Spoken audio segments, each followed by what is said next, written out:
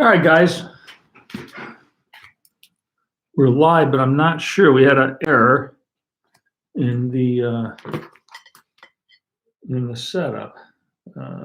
Just gonna quick note.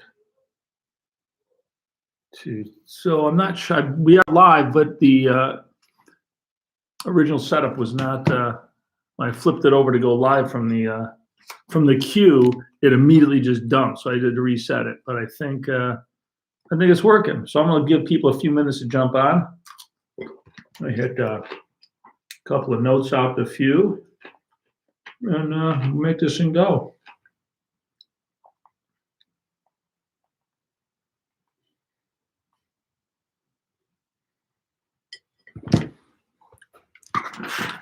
So this is lunch with Tom, gun lunch with Tom. So I'm actually eating lunch, which everybody tells me is something I'm supposed to do in front of a camera. But the point of this is, it is gun lunch with Tom. So I'm just sending. I've got Seth Landau is our technical wizard, video mastermind, who's behind the scenes making sure this stuff all works. I was just pinging him to make sure we are up and running. So we're going to do this every 2 weeks, and the idea is to get try to do something to get more people involved. SecureIt, our mission is to change the way America thinks about firearm storage. Really, I mean, this whole gun industry should be changed. There's so much that this industry could be doing and doesn't. I talk to a lot of people, and it's, my statement is the gun industry is stuck in the 1950s, could be even earlier. Certainly the gun storage industry is, and we came into this whole industry from the military side and kind of outside. We're not a firearms player in this industry. We're not part of the civilian firearms industry. We're kind of an outside group. And we came into it with a whole different mindset. And the more we looked at it, the more we realized that, what's being preached, what's being sold, what's being promoted just is wrong. It's not a good way to store guns. It doesn't work. So the purpose of this show is to get people involved. And, we want more and more people working with us, beside us, to really change, again, how America thinks about firearm storage. How you store organized firearms and gear determines your security, your safety, and ability to defend yourself. All the training in the world is of no value if you can't get to the gun quickly. Conversely, all guns have to be locked. Just because they're locked, it doesn't mean you can't get 1 to 2 second access. That's where we kind of come in. That's our mindset, is storing guns in a manner that gives you fast access, yet they're still secure. So the format, I'm going to go through with the videos. It'd be every 2 weeks, is kind of a industry news or general news. Go over something in detail about what we're doing here at SecureIt, and then there'll be an industry call out where I make a specific call out to a group or a company or a product that we think is way out there. And there's some things out there that are generally dangerous that are being sold, and so we're going to do our call outs, hoping we can get some companies to change how they do things. And then again, if anybody has any questions, the purpose is, I run this business, I run this company, I travel a lot, I do a lot, but the best thing I do, the thing that I enjoy the most, is interacting with our customers, interacting directly with people. The year of COVID made that very difficult, and for a lot of people, we've all been shut down, but I think that's all ending now, and sure seems like everybody's getting outside, which is a good thing. So if you've got questions, enter them, and you can ask me anything. I really don't. We try to stay on the subject of gun storage, but I'm here. I'm just looking at my feed right now.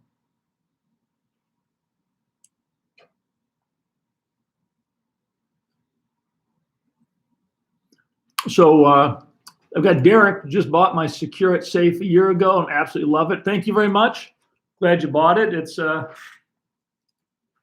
really happy with the product. They work well.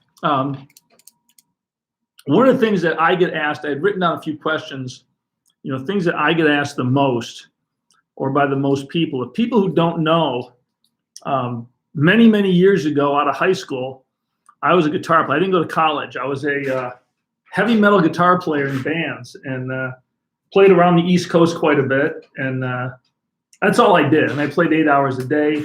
In 1984, Guitar Player magazine did an article on me as one of the rising unknown guitar players. And I packed up, moved to California with a guitar and amp and $1,000 cash and kind of set off and played in LA for a while.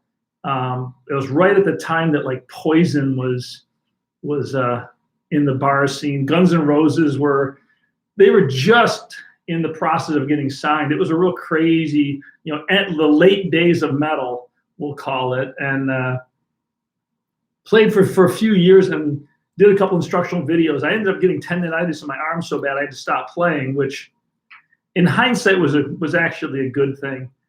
I like playing. I hated the industry. I wasn't really happy doing it.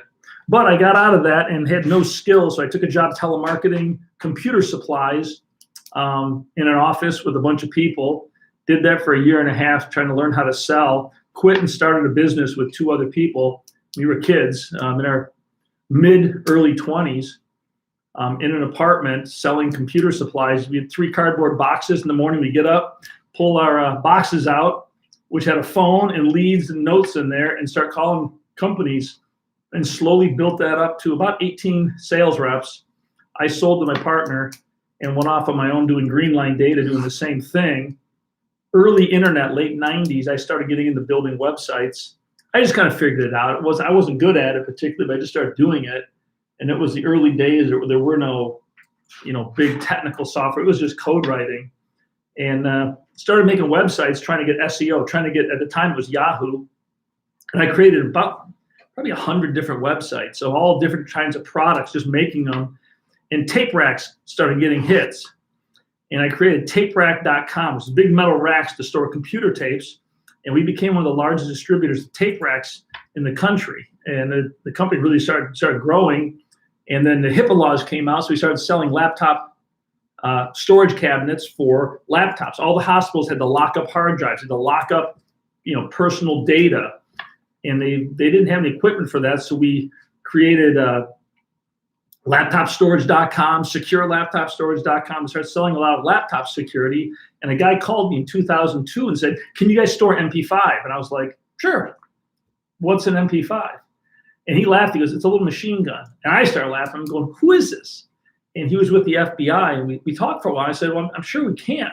It's not something I've looked at doing before." And we started looking at it and just a little bit of research and realized the military was transitioning from an M16 to an M4. And all the racks they had, all the racks in every armory around the world really didn't work to hold an M4. An M16 they're all the same. They're all 39.25 inches, and they're all basically configured the same. The A4 variant had a few things done late, but when they switched to the M4, they went from a battle rifle to really a weapon system. Different barrel lengths, different stocks. We did a lot of the work initially with the SOCOM communities, USAFIC at the time, and MARSOC, the Marine Corps. And these guns were all radically different, and each guy had their own setup. So we started looking at it and worked with a Canadian firm to develop our first system, which we sold for a few years. We severed those ties and went off on our own. We picked up a contract with U.S. Army Special Forces to basically tour all their armories, meet with all their armors, spend a year, actually a year and a half, traveling around, just documenting everything and reporting to them why their armories were failing. And when we got that contract, we went in, we were up against big companies. We were, I think, a 4-person company. And I'm not going to lie about it. We bullshitted our way into that contract. Nobody knew what they were doing. There were no experts in weapon storage. This is a kind of they've been using these metal pipe racks as welded simple stuff. And this whole concept of modular storage was new. And nobody was, there were companies, trying different things out. So we just came out and said, SecureIt, Tom Kubiniec, the leading authority on small arms storage and weapon storage. And when there's no authority, you can claim it as long as you can talk intelligently about it.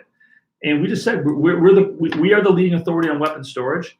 we ended up, our bid came in a lot lower because we were a much smaller company. We got the contract, and that's really where we learned a ton about what we were doing. And we presented our solution, which was Cradle Grid, to the USAFET community, which is U.S. Army Special Forces Command.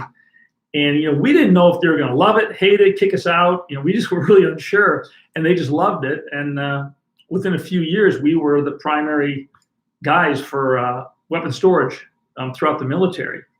And that went through 2011, 12, and sequestration hit. We had some really tough years. The government wasn't spending. And we had a lot of Navy SEALs coming to us saying, hey, can you sell me your product for my house? And our big Model 84 racks, we do sell those. A lot of consumers buy them.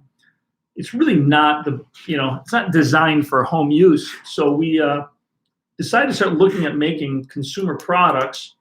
First thing we did was meet with safe companies. And this was really eye-opening. The plan was, we don't know anything about retail. Gun safes have been made in this country for a long time. These guys really know what they're doing. Let's partner with them, license our technology to them, and let them just run with it. And we'll stick in our military sandbox dealing with the government. And we met with a couple of America's largest safe companies and really walked away with the realization that these guys, they don't know, not that they don't know what they do know what they're doing. It's just they're not focused on storing guns. They're focused on selling safes and selling these metal boxes. In fact, one of the meetings we were at, again, I'm not going to divulge the name only because we had non-compete, non-disclosure agreements in place, but they're one of America's largest safe builders, and their senior team, nobody owned an AR-15, and several people did not own a firearm. And what you've seen in the industry, and you can Google it up, there's a lot of information, is you've got investment firms and holding companies that have bought into the safe industry. Liberty is owned by, I think it's Compass Diversified Holdings. You've got Canon bought Stack-On. Stack-On was probably the largest seller of safes. They're combined now, and that was, I believe, with investment money from outside investment firms. And I look at this, and now these countries, I would say, these companies are run by spreadsheets. Their mission is to generate a return for their investors, which I got no problem with that. I'm a capitalist. I believe in capitalism. However, the firearms community, there has to be a level of accountability about doing what's right for the gun owner, what's right for the gun. And we moved away from the safe companies very, very quickly once we met with them. It's interesting. It's fascinating. You meet with these guys, and they're all very good at these meetings, and they're all very, they talk kind of openly, but they're not sharing anything. They're doing their corporate talk. And then after the meeting, they say, would you love a plant tour? I'm like, oh, I'd love to see how you guys do this stuff. Fascinating. And they get like a plant manager to give you the tour. Well, he's not a polished corporate guy. He's a plant manager. And it's not too difficult to get these guys talking a lot. We learn a lot about the operations, about the industry from those tours. And one of the interesting things that came out of that was gun safes are designed to look good empty. When you look at a safe, like a traditional gun safe, their goal is to design the safes when you open the doors, it's empty. In a store, in a safe distributor, it's impressive.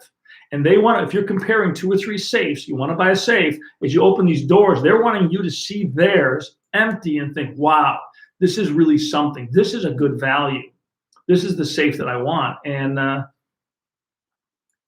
if you actually load guns in these safes, they don't look very good.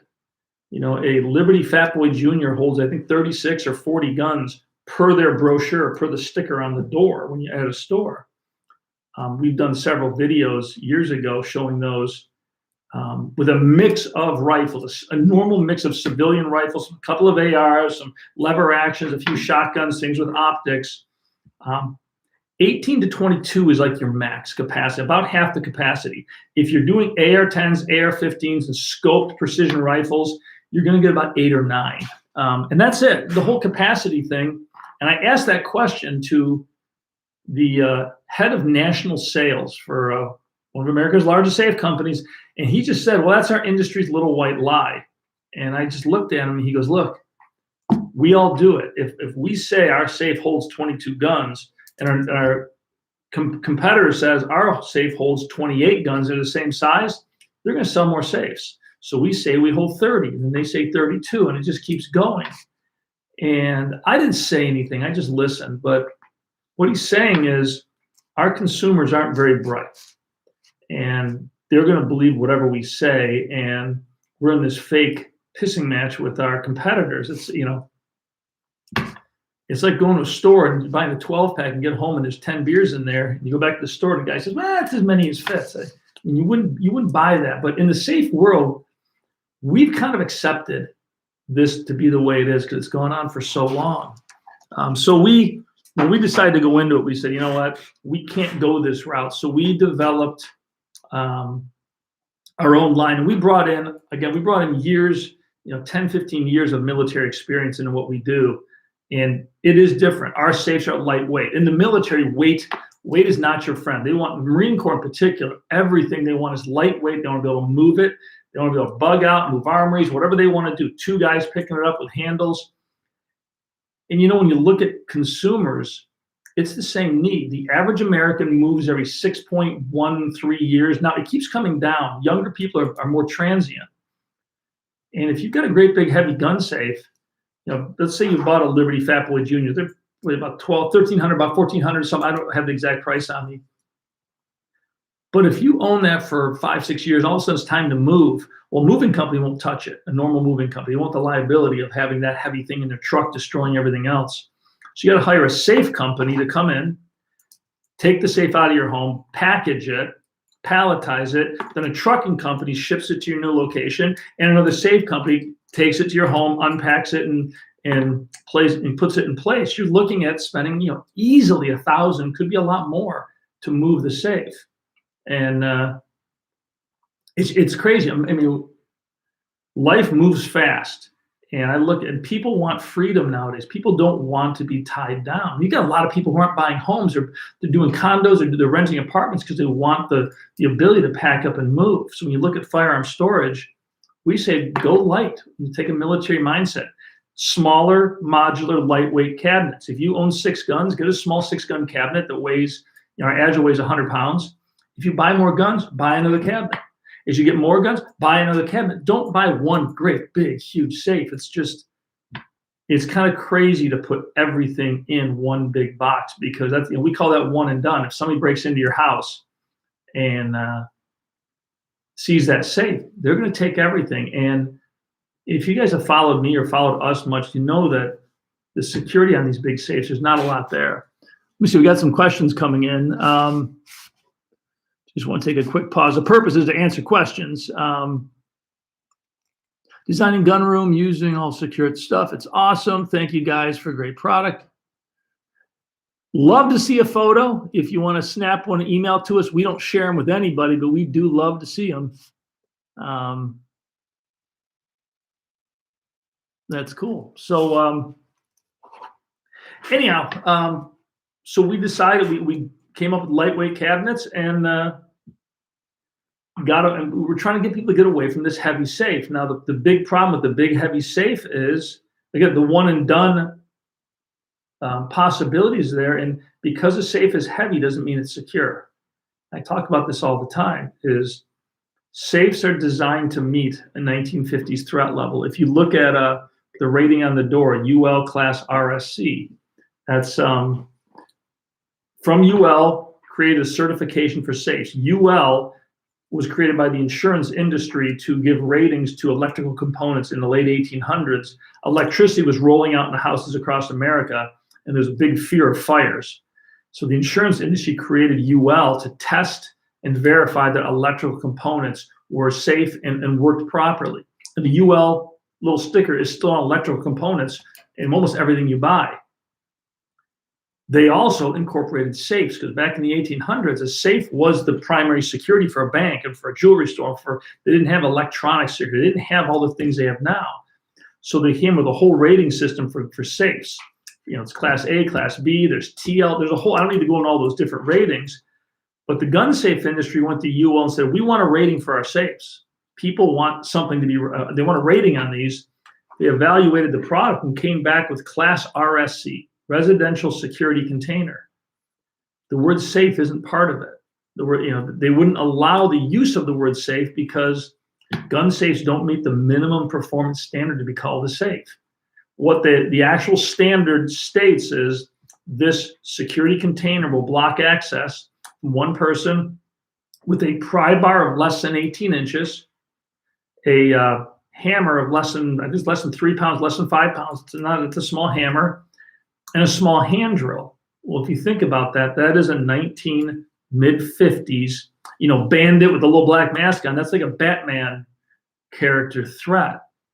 When you fast forward to today, you take a circular saw, just a cheap saw. I've got an old skill saw we've used in videos from mid-late 80s.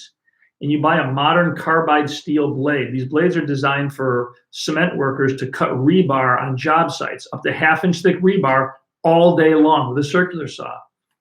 And we've got videos where I cut that Liberty safe completely in half in 1 minute, 18 seconds.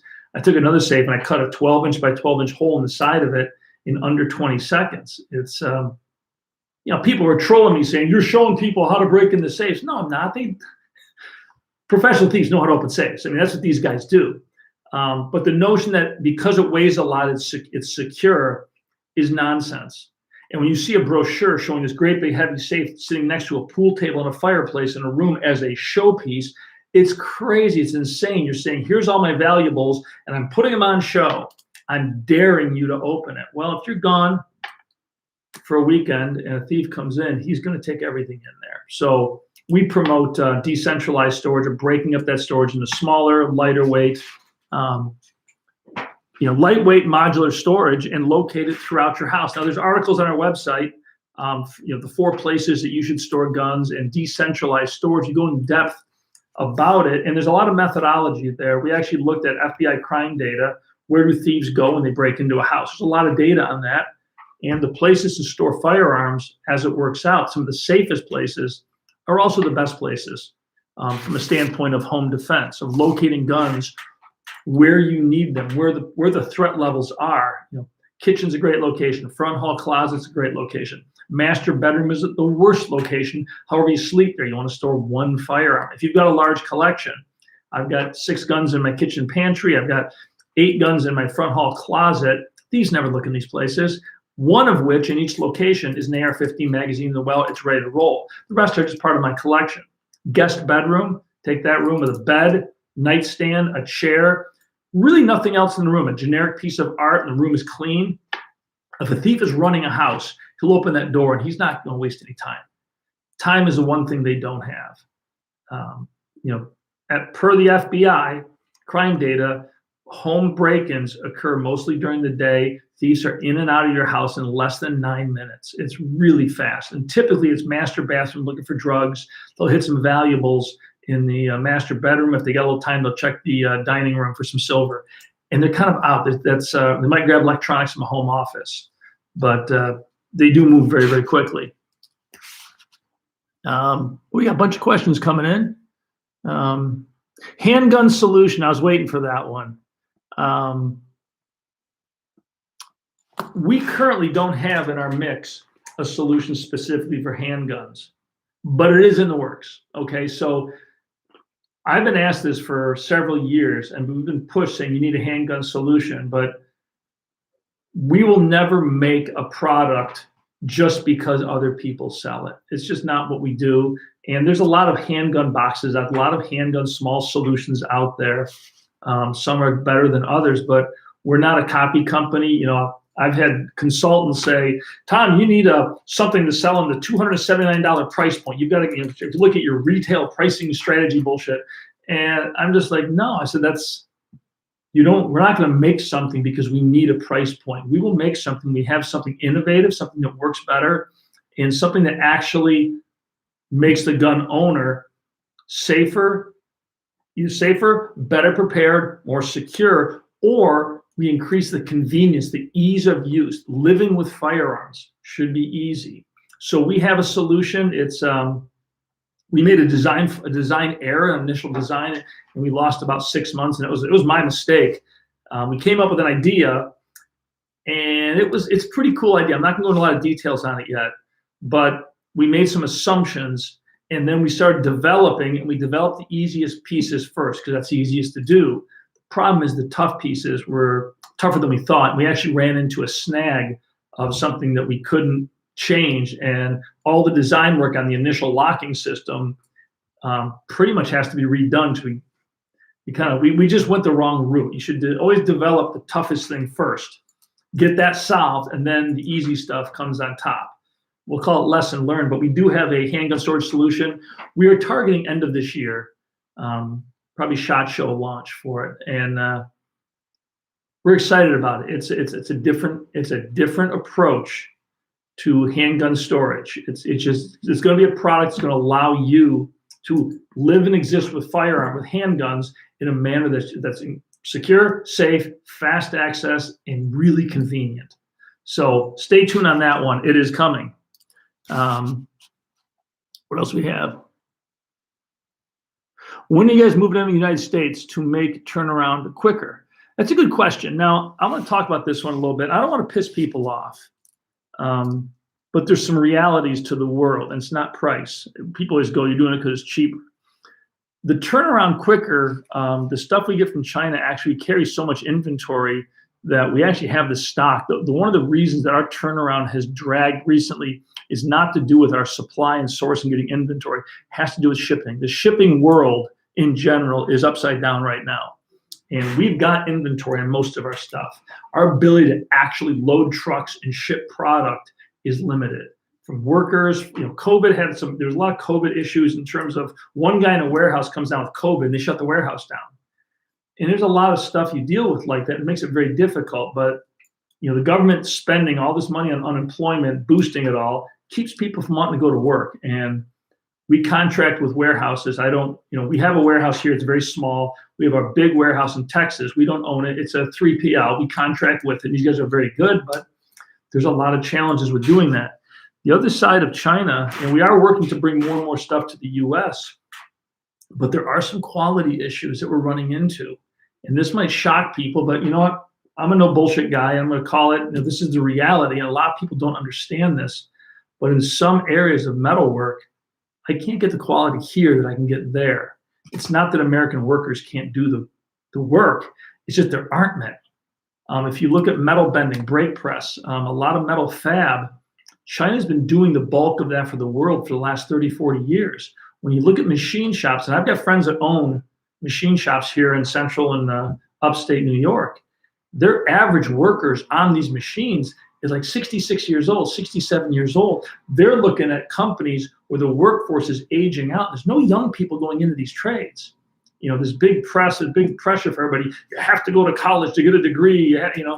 That's fine. If you want to go to college to get a degree, that's great. Don't go into huge debt for it. I think it's crazy, but there is a serious lack of skilled labor in metal manufacturing in America. I'm not saying the guys here aren't good. They're very good, but there's not enough of them. And it's either we're driving our production times or we're driving our costs, or I can't get the quality I want because they can't allocate the labor to do it. So ultimately, we are looking to bring everything from a logistics standpoint. We'd love to bring everything back to the US. We do some stuff maquiladora where it's, parts are made in America over to Mexico for paint and assembly. There's some of the factories run where there's some welding and things. It's where they're doing joint work, some in Mexico, some in the US.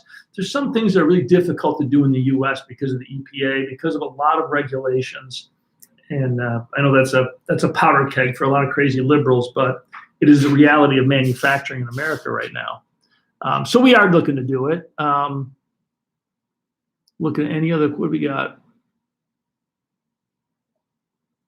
Will you develop a small add-on for your fast safe in the vertical orientation? I own 2 of the fast safes, which I'm very pleased with, but I'd like to have a small add-on. To put on top a small, we've talked about that. And that's what you're talking about is a small locker to sit on top as a separate ammo storage or for a handgun. We actually have the designs drawn, and we have a topper for the Agile cabinets, a small box. It's like the size of a safety you see in a hotel. That'll sit in between the 40 and the 52. And then we've got The fast box, I'm not sure what the status. I've seen the drawings on the one. The company, we've gone through such crazy growth. We're one, Inc. magazine lists this as one of the fastest growing companies in America right now. And part of the challenge is I used to do a lot of product development. Jeff Fields, my number 2 in the company, he and I really did a lot of it. And we've just gotten too busy. Unfortunately, I mean, it sounds, but it is bad. I mean, we didn't anticipate the growth enough, but we just hired a head of product development.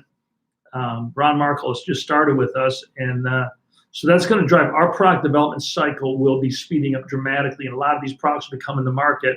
We are also investing a lot in future technology to bring into some of the safes and some of the locking solutions. Your customer service is excellent, by the way. Thank you. You know what? I'm glad you said that. They are. We have, when I first started, we started building the customer service team. We hired a couple of people. One is a manager. And I just told them, I said, look, we have to be fanatical about customer service because we're not in stores. We have to be over the top for customer service.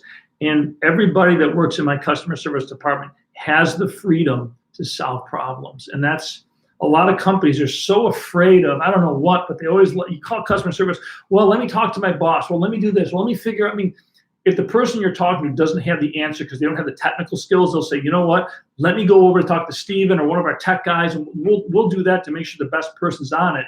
But they have the freedom and the liberty to make calls quick and just to get things done.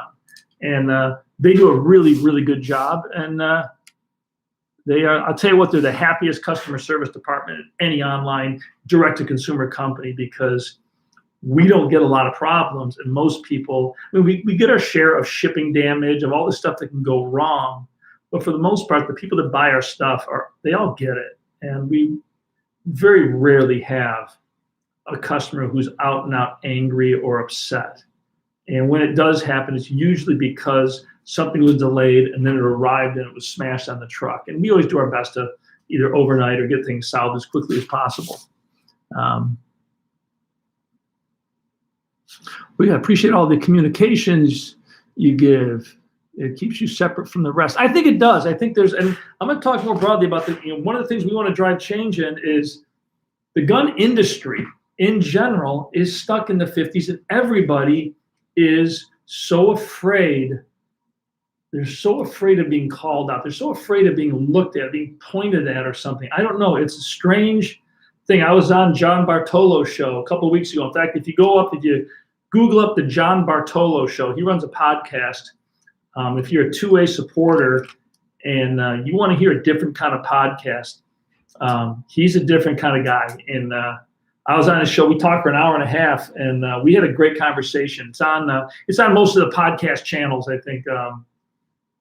I use Spotify when I'm doing stuff like that, but it's on most of them. But look up John Bartolo show, and we had a really good conversation. I think there's a YouTube video on his channel where we actually videoed it's an audio podcast, but we did videotape the whole thing, and it was a lot of fun. But he's really big on trying to get this industry to change, to get people to start thinking differently, because we always, every time that there's a Second Amendment issue being talked about on the news, they always interview either a big former military guy with tattooed big guy or a retired policeman. It's always the same.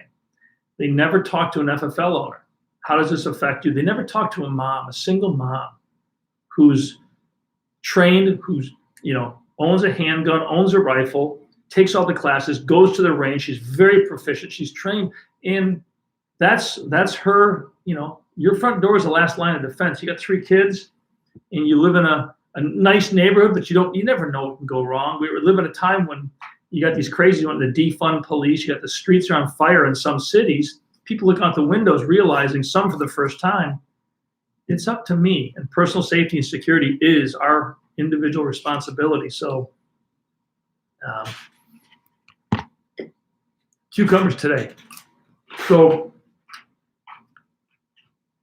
we're trying to drive, had a great conversation. I'm keeping in contact with John to try to get this industry to do a better job of sharing information, of being in touch, in tune, talking to the customers, because a lot of them don't. I see these. I got in the wall right behind me. It's a Savage M110 Elite. It's a 6.5 Creedmoor rifle, and there's an extraction problem with that gun. It won't extract, and everybody knows it. And they have a fix for it that's not good. It's actually, there's an online where you just file down, just a couple of things you file down, a little spring you change. It solves the problem, but they're not changing it. They're in production of a product that doesn't work because they don't want to slow production, because they're selling every rifle they make right now. Is that the right thing to do?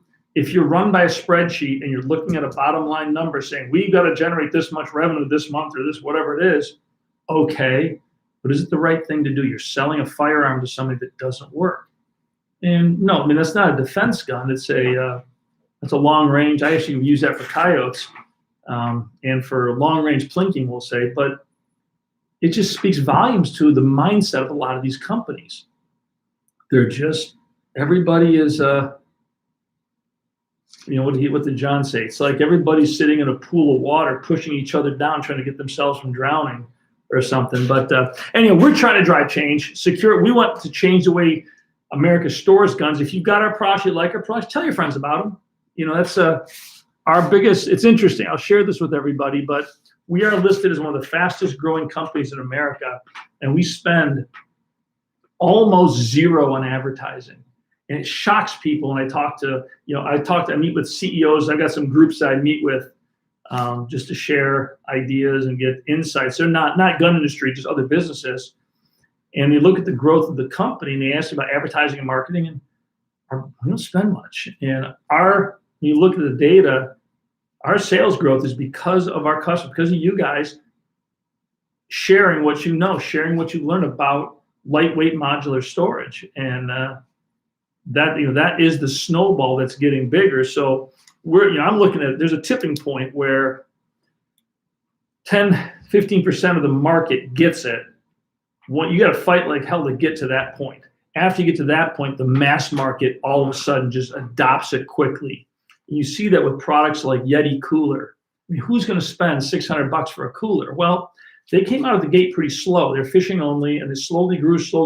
And they got to a point all of a sudden where in a matter of a year or two, everybody had to have one of their coolers. It was the cooler to have. If you had a Range Rover and kids in soccer and you're showing up for the picnic, you had to have one of those coolers. Everybody's got one. They are fantastic coolers. Nothing stronger keeps ice longer. I think that was their original tagline. And but they reached that point. I call it the tipping point, where all of a sudden you get past the early adopters, the people. You guys all using my product. You guys are the early adopters. You guys are the guys that look for innovation. You look for something new.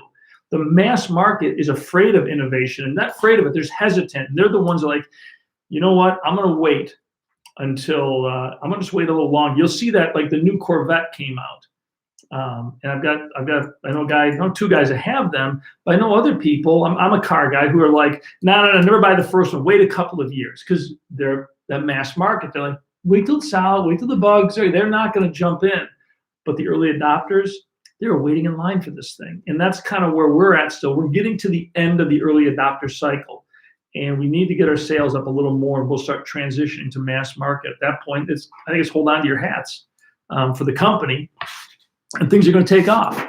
So what else we got going on? When are you guys going to release an AK magazine holder like your AR-15 holder? 8 2s, 640s, 11 products, but my AKs need attention. You know what? Everybody's AKs need attention. I've got an AK-47 that I gotta be honest with you, I haven't shot it in probably 2 years, 3 years. It's the Volkswagen bug of guns, man. They're simple, they're kind of in your face, and they always work. As far as an AK magazine holder, I'm gonna get yelled at. I'm gonna get bitched at by my company, but I'd like to redesign all of our mag holders. I'm not a big fan of our mag holder. People are gonna say, Tom, you can't say that, but they work. I use the plastic bins. I like that better, just because it's easy cheesy. It's not quite as crisp, but I do want to see where, with the new product development, with some of the things we're doing, investing in injection molding, and some of the other things we're looking at, I'd like to come up with a better solution for all of our magazines. So it's on the table. There's a lot on the table, though. It's probably something we're going to look at probably next year, possibly late next year. But it is something that does get talked about all the time. Uh-oh, I just got busted. Moderator, you can't say that. Well, guess what? Yes, I can. Hey, a couple of things in the news, just to hit on real quick. I'm sure everybody saw this,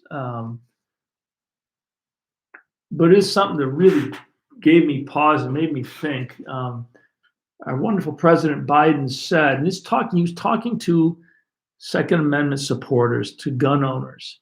If you think you need to have weapons to take on the government, you're going to need F-15s and maybe some nuclear weapons. So that's what he said. And there's nothing to read between the lines there. I mean, he is saying, we are the government. We can do anything we want, and there's absolutely nothing you can do to stop us. And if you try, we can take you out because we've got the firepower. I mean, you know, Donald Trump got busted for everything he said by the media. And he said a lot of stuff. I mean, I'm a Trump supporter, but he did say a lot of stuff that I was like, oh, geez, Donald, wish you wouldn't quite go that far. But in this case, he gets a total pass. And that's the scariest statement I've probably ever heard a president say in my life, if you think about what he's actually saying. And you see it in Washington right now, this elite. It's kind of like in the Hunger Games. I don't know but that central city with all the crazy people, all the crazy makeup on, and everybody else just getting their asses kicked is kind of what I look at our federal government. And it's out of control. However, I do think that there's a turning point coming. And I said it years ago, and I think we're there, is when the people who just want to be left alone get involved, things will change. I think we're at that point from transgender men competing against women now in the Olympics to statements like this from Biden, this assault on the Second Amendment. Like he came out saying that gun violence, is out of control. And well, it's not. I mean, yes, gun violence, gun crime is up. But if you actually look at where it's happening and what's happening, American citizens owning firearms is not increasing gun violence. Gun violence is on the rise, but it's specifically in cities and communities where the police are being shut down. Gun violence is not on the rise where I live. I live in a small town, a little town of 3,000. You go all across, fly over America. Gun violence isn't on the rise. If you go into Chicago, you go into Baltimore, you go into DC, you go into urban environments where the police are being told to stand down, and yeah, gun violence is on the rise. You've got a group of people that are not being represented. They've got no outs. They've got a government that's telling them, hey, it's not your fault. Don't worry, we'll come in and take care of you. And they don't. And it's a bad situation. But it's a crappy news story of the day. I wish I had something better. That really is something that everybody should think about, certainly when it comes time for our next elections in a year and a half, the midterm elections. That's a statement that I'll probably print that up and put it in the back of my truck in the window or something, because that's pretty hardcore. Other things I want to hit on. Oh, industry call out. Every show I'm going to do an industry call out, or I'm going to specifically call out somebody or something in the industry that needs to change and change immediately. And again, I'm not a firearms expert. I'm not a trainer. I'm not a I go to classes. I go to the Paramount Tactical, Virginia. So it's a 6-hour drive. Me and my boys go down there. There's tons of places around. I go there because Gary, the guy that runs it, he runs a great company. And we go down. I do as much training as I can. I try to shoot as much as I can, but I'll be the first to say, I'm not a gun expert. I'm a storage expert. That being said, Hornady is an ammo expert. And I do believe that. I use their lever evolution. I've got some of the stuff up on the wall. I'm a big lever action guy. I hunt almost exclusive. If I'm hunting white-tailed deer, I'm lever action almost all the way, 45-70 or a 30-30. That's what I like to do. If I'm setting up for a longer range, I'll take either a long-range bolt action. I do have on my property a couple of blinds that set up for 400-yard shot, and I'll set that up as more of a precision shot. But Hornady makes great ammo, and they've got a lot of shelf space for their ammo, and I believe that they made a corporate decision or push by a consultant to say, you've got stuff in stores in every big gun store in America, you should add something else because you've already got the space. And they added gun storage. And their products aren't bad. I mean, they make their rapid safes. You know, a handgun safe, it's a locking safe for a handgun. You can get to it reasonably fast. But they've made a mistake that I would like them to see them fix right away. These are for the rapid safe. It's an RFID safe. And RFID technology, you know, these are different. It's a button tag. It's a non-intelligent RFID. Basically, you've got a code embedded in this chip. You wave it over the lock, which sends out an electromagnetic field, energizes the code, which sends it. Now, I know a lot about this because we did RFID in the military, 2009, 10, 11, 12. It was a big buzz. We spent a lot of time on it, so I know the technology well. And it works. The problem I have with it, it sounds stupid, but I think it's significant. It's easy to change. Hold it up. They've got their logo. It says Rapid Safe. They've got Hornady on the button tags, and these are designed to stick to either hang on your keys or put on something that you use. The problem with this is if somebody breaks into your house and you've got these tags on your keys, which is what a lot of people do with an RFID chip because you typically have the keys with you, a thief sees this and he knows, if he knows anything about our industry, okay, Hornady, this guy's got a rapid safe and I now have the key to open it. So what he's going to do is, if he's got time to walk around your house, once he sees the rapid safe, he knows what they look like because they're available online, boom, holds this up, and he's just opened up your safe. I would ask Hornady to remove the logo and just put a barcode on here, make it look like a generic, or make it look like, you know, the store codes. Like if you go to the grocery store or the drugstore, they have the little discount code. Make it look like one of those because nobody will think about it. You know, it'd be so easy to camo this up to look like just some silly store barcode scanner. So, because I think this is this is a security fail. So Hornady, if you're listening, I'm sure you're not, but maybe somebody could ping him over to this thing. Get rid of your logo on this. Make it something that's a little more secure, that doesn't advertise that I would have one of your products, because I don't want to do that. Anyhow, what else have I got going on? Enough about that. Would like to see lights in your 52 and 40. Those motion sensor ones are hit and miss. If you guys offer, you know what, we are working on a lighting kit for all of our products, and it's going to be using the LED strip lighting like you see in a jewelry store under the cases. The stuff works really well. One of the challenges we have is our powder coating that we use. It's a fairly proprietary product. We spent a lot of time to get this right, but not much sticks to it. So one of the challenges we have is your basic peel and stick lighting strips don't stick to our powder coating well. So we're working on it's going to be a tape that'll adhere to the powder coat, and then the light will adhere to the tape, almost like a primer when you're painting a car or something.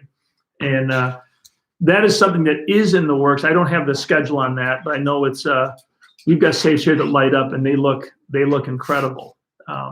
There's a lot of other technologies that we're going to be talking about that we're going to be bringing to our locking solutions going forward as well.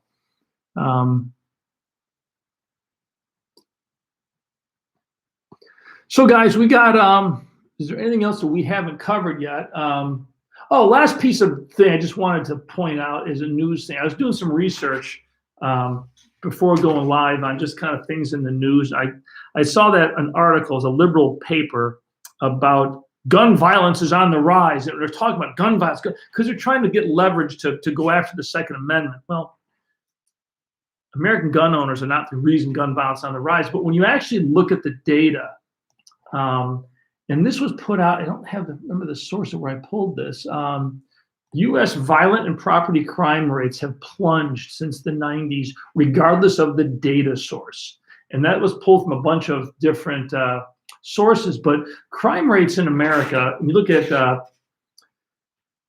100,000 people, violent crime. In the 93, it was 750 acts per 100,000.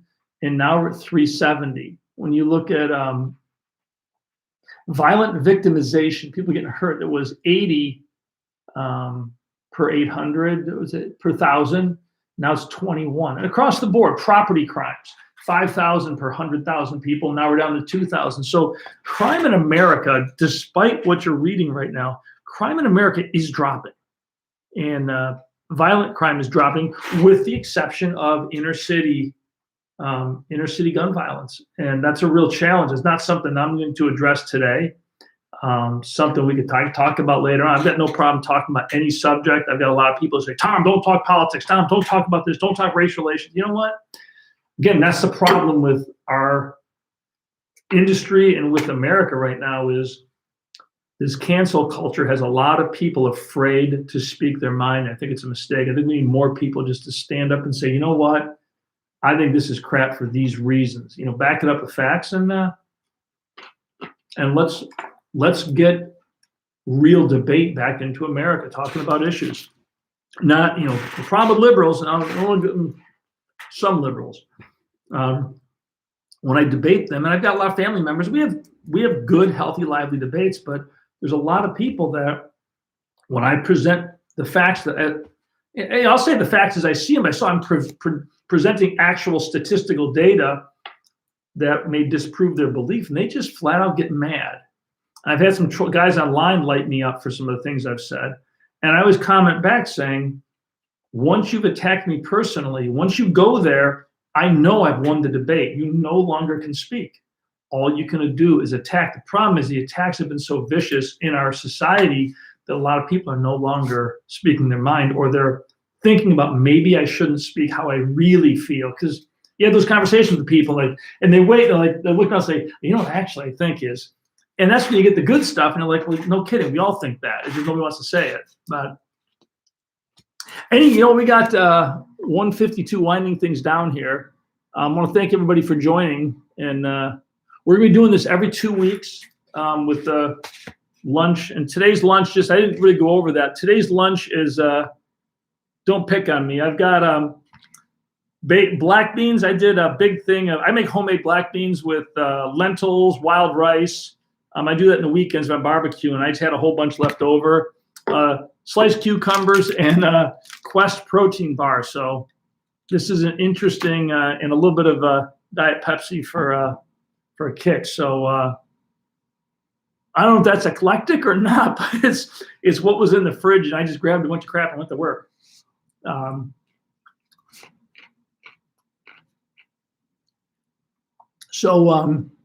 Our next episode will be Friday, July 9th.